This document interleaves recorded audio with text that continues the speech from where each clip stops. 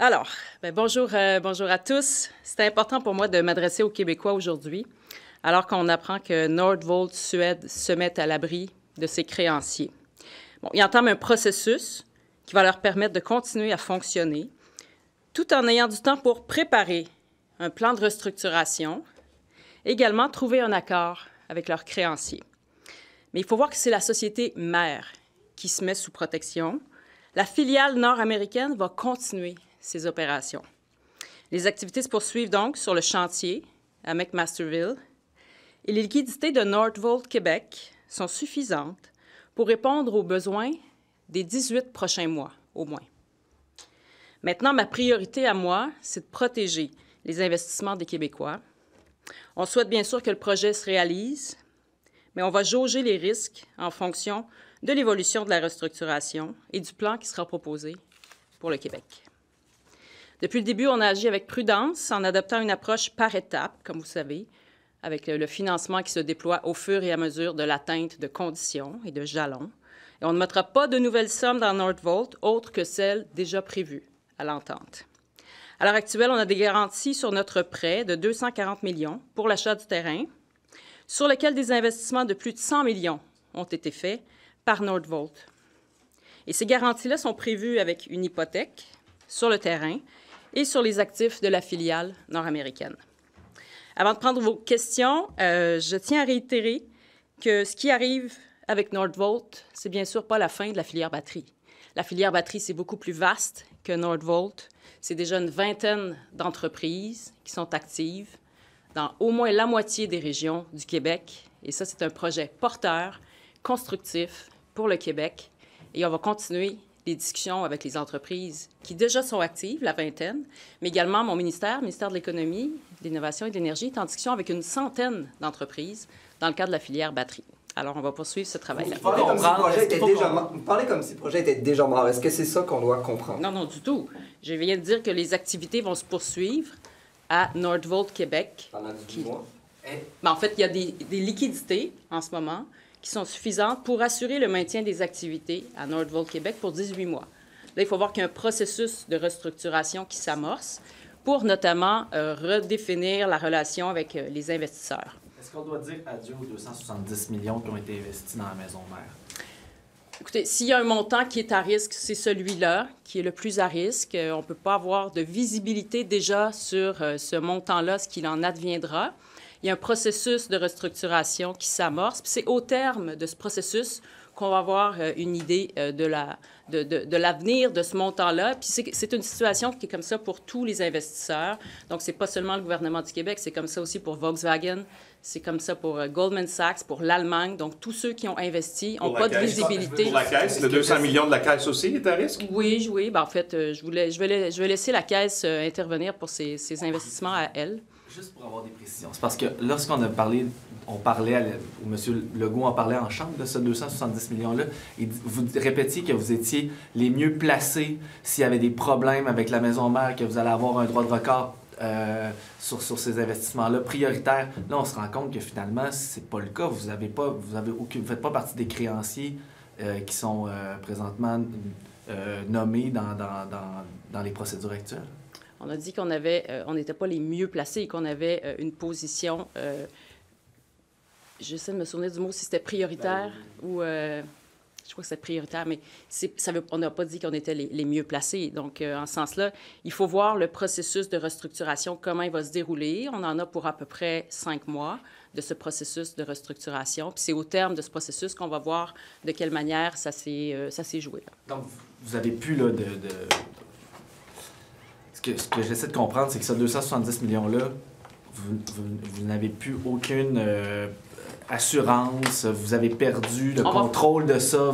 On va faire nos représentations pour faire en sorte d'aller récupérer la part des actifs qui sera possible de récupérer. Mais dans le contrat, il n'y avait pas de mécanisme clair qui vous permettait d'aller chercher Là, c'est la mécanique des tribunaux qui va s'appliquer. Donc, c'est le processus de restructuration qui va définir l'avenir de ça implique un refinancement, que les créanciers remettent de l'argent dans Nordvolt pour garder leur part à eux Vous dites donc que vous ne ferez pas ça. Nous, on n'a aucun scénario sur la table qui nous amènerait à investir davantage que ce que l'on a convenu dans l'entente qu'on a avec Nordvolt. Il n'y a aucun scénario de cette Donc, nature. vous connaissez quand même que si les autres créanciers de Nordvolt, de la maison mère en B, le font, la part du Québec risque de diminuer de façon importante. Moi, je parle pour le gouvernement du Québec quand je dis qu'il n'y a aucun scénario sur la table qui nous amènerait à mettre davantage d'argent autrement, au-delà de ce qui a été convenu dans l'entente. Mais justement, vous dites au-delà de ce qui est convenu. Ce que je comprends, c'est qu'on a des ententes avec Nordvolt qui disent qu'on va réinvestir de l'argent le moment venu selon l'état d'atteindre des jalons. D'atteindre des jalons. Ouais. Alors, c'est quoi les prochaines sommes d'argent, les prochains déboursés qu'on va faire à Nordvolt? Et quand? Écoutez, il y a des assurances, il y a des conditions à être remplies avant qu'on en vienne à ça. Par exemple, il faudrait qu'il y ait une mise à jour du plan d'affaires qui inclura les projections financières de Nordvolt. Il faudrait également qu'il y ait un carnet de commandes suffisant qui soit mis de l'avant par Nordvolt et à la satisfaction d'Investissement Québec, de même que le MEIE. Donc ça, c'est des exemples de jalons. Il y en a une plus longue liste, là, je vous l'épargne, mais parmi les éléments les plus importants... Attends, un instant. Est-ce qu'on pourrait enfin les avoir, ces jalons-là, publiquement? Parce que là, je pense que la population commence à trouver que, bon, on ne veut pas aveuglément croire le gouvernement non plus là, dans le dossier Nordvolt. Rendu là, à une faillite, là, pratiquement, est-ce que la population pourrait avoir accès finalement à ces jalons-là? Essayer de voir si le 300 millions qui devrait être versé, là, si ce n'est pas atteint, là, si ça c'est atteint, c'est quand est-ce qu'on va reverser 300 millions d'argent public dans cette entreprise-là? Quand ce que je vous ai dit allait être atteint, c'est-à-dire quand il y aura une mise à jour du plan d'affaires de Nordvolt et ça aura été satisfaisant comme plan d'affaires, quand le carnet de commandes sera suffisant également, à la satisfaction à la fois d'Investissement Québec, du MEIE. Également, il y a une série de permis. En 18 mois, est-ce que c'est possible qu'ils atteignent ces jalons-là? Bien, tout va dépendre du processus de restructuration, de la présence d'investisseurs ou pas pour l'avenir. Donc, c'est sûr que ça va se jouer aussi dans le cadre de la processus. On a l'impression cet après-midi que vous y croyez moins, Mme Fréchette. Vous avez l'air vraiment moins confiante que d'habitude, là. Écoutez, je demeure prudente parce qu'il y a un processus de restructuration qui s'amorce. Ce n'était pas le scénario souhaité. Ça, personne ne va s'en cacher. On aurait aimé que ça procède autrement. Maintenant, on est quand même au Québec avec un projet qui demeure en activité, avec des liquidités suffisantes pour assurer le roulement des activités pour au moins 18 mois. Et pendant ce temps-là, il y a des discussions qui vont se tenir pour restructurer, alléger la maison mère de ses dettes et redéfinir une relation avec ses investisseurs. Êtes-vous déçu d'avoir hérité de ce dossier? Non, je ne suis pas déçue. Si vous saviez à quel point c'est stimulant, c'est vraiment impressionnant de voir tout ce qui se déroule dans le cadre de la filière batterie. Vraiment, je n'avais pas conscience que c'était aussi vaste que ça. Et maintenant que j'y suis, je découvre en fait l'ampleur. L'argent qui est dans les comptes de Nordvolt, l'argent qui est dans les comptes de Nordvolt pour les 18 prochains mois, elle vient d'où? Elle appartient à qui? C'est la maison mère qui a injecté. C'est la maison mère. Est-ce que c'est dans un coffre au Québec, au Canada? Oui, c'est au Québec et c'est sous la maîtrise. Est-ce que vous pourriez essayer notre d'aller récupérer maîtrise. cet argent-là en cas de faillite? Bien, en fait, c'est de l'argent qui doit servir au projet. Oui. Donc, nous, ce qu'on a en garantie... Sous notre maîtrise. Mais le projet n'arrête pas au Québec. On déplace quelque chose. Parce qu'on veut l'expliquer en comprenant. Si on veut expliquer, il faut d'abord comprendre. Le projet n'arrête pas au Québec, je veux le rappeler. Non, mais vous dites que l'argent que le Québec a un contrôle sur cet argent-là, c'est ce que je comprends? C'est nous qui autorisons les sorties de fonds de ce compte-là. Ça, c'est une des garanties. Quand on vous disait il y a quelques semaines qu'on est allé chercher des garanties additionnelles, bien ça, c'en est une qui garantie. verse les salaires aux employés qui sont au Québec, qui permettent d'acheter des matériaux pour continuer sur notre... C'est pour ériger le site. Puis est-ce qu'on peut savoir c'est quoi la somme présentement qu'il y a dans ce cas? Ben, j'aime mieux pas m'avancer sur la somme exacte, là, mais c'est quelques centaines de millions. Okay. Mrs. Fréchette, the fact that Nordvolt has put itself under creditors' protection, this doesn't look good for Quebec right now. Well, how can you reassure Quebecers? Well, I can reassure Quebecers by saying that today's news does not concern the Quebec project. It is the parent company in Sweden that is being placed under protection.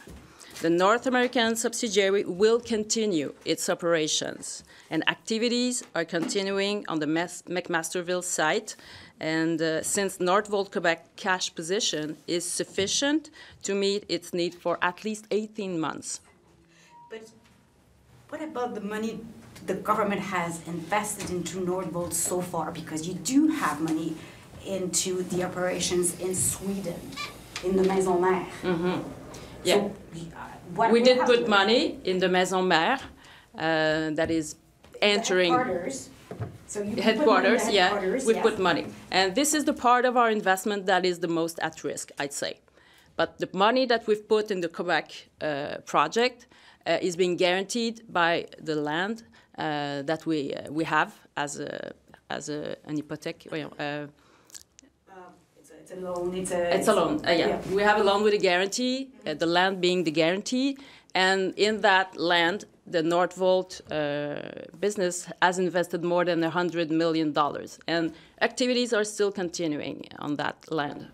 Yeah, but see the big picture.